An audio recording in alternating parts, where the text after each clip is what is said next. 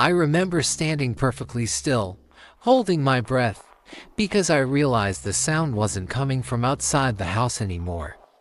It was right behind me. A faint, dry rasping sound, like someone trying to breathe through a broken throat. My feet stayed frozen, despite my brain screaming at me to run. I couldn't even blink, afraid that if I did, whatever it was would get closer. It wasn't a dream. It wasn't my mind playing tricks. I wasn't imagining it. It was there, and it was close. This all started on an ordinary Friday night. I'd been living alone for a few months now, ever since I moved into this old, creaky house on the outskirts of town. I'd found it cheap, which should have been a red flag, but at the time, it seemed like a perfect place to have some peace and solitude after all the chaos back home. It wasn't a grand place, just a two-bedroom with a small living room, kitchen, and a little office nook I set up. The kind of house where you never really notice the quiet. The house that fades into the background of your life.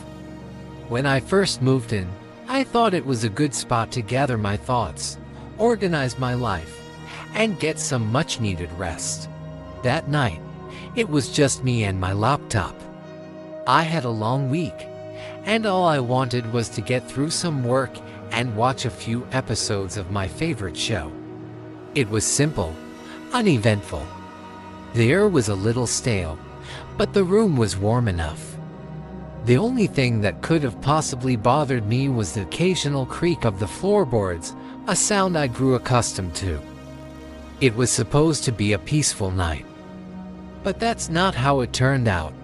It started with a sound. At first, I thought it was the house settling. You know, the kind of groan that happens when an old building shifts with the weather. But this was different.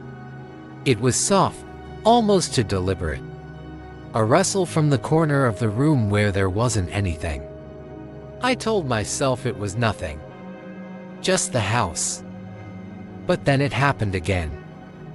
This time, louder. It wasn't the wood creaking. It was more like someone shifting something around, slow, almost hesitant. I looked over at the empty corner of the room, my eyes scanning the shadows, but there was nothing. No piles of clothes, no misplaced furniture, just empty space. My heart started to race for no good reason. I reassured myself it was just the wind. The house was old. It made noises. I tried to focus back on the screen, but the hairs on the back of my neck prickled. That feeling of being watched crept in. I brushed it off, trying to drown it out by flipping through a couple of channels. Nothing. The silence returned, thick and uncomfortable. My hand hovered over the remote, but I couldn't bring myself to change the channel. The stillness felt too heavy. I wanted to break it. I needed to. But then came another noisy soft tap, followed by another. Slow, deliberate. It was coming from the hallway.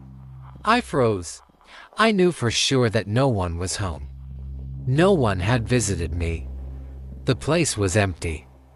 Yet there it was. The unmistakable sound of something new, someone knocking on the door at the end of the hallway. I stood there, motionless. My breath was coming out in shallow gasps now.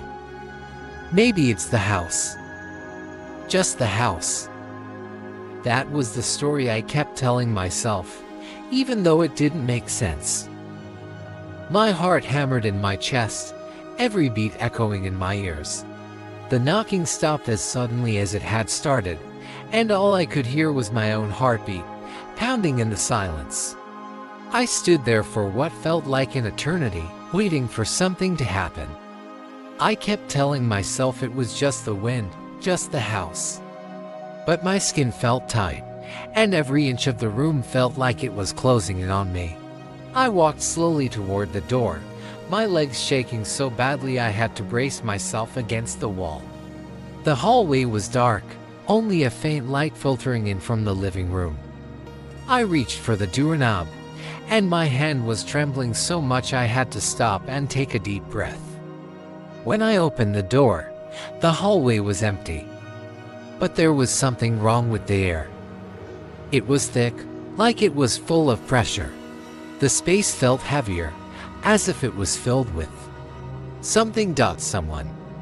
My stomach dropped, and the hair on the back of my neck stood up. I stood in the doorway for a few moments, scanning the empty hallway. The silence stretched on. The house was too quiet now, as though it was holding its breath. Then, just when I thought I might be imagining everything, I saw it. The bathroom door. It was ajar, just slightly. I remembered closing it earlier that evening. But now, it was open. And I could have sworn I hadn't left it that way. My pulse quickened. Every fiber in me screamed at me to leave now. But I couldn't. I had to see. I stepped closer, each creak of the floorboards echoing in the stillness. The door seemed to move on its own, just a little, as if beckoning me in. My hand reached for the doorknob, but I hesitated. My body screamed at me to stop. But I couldn't, not now. I pushed the door open. The bathroom was empty, just as I expected. But it wasn't. The air was different in there. It felt colder. And naturally cold. And the mirror, which had been clear before, was now fogged over. I hadn't touched the mirror, hadn't even come close to it. But there it was, just a thin, cold layer of condensation that shouldn't have been there. I stared at my reflection, my breath shallow, not believing what I was seeing. Then, for the briefest of moments, I swore I saw something in the mirror behind me. A shadow, a movement.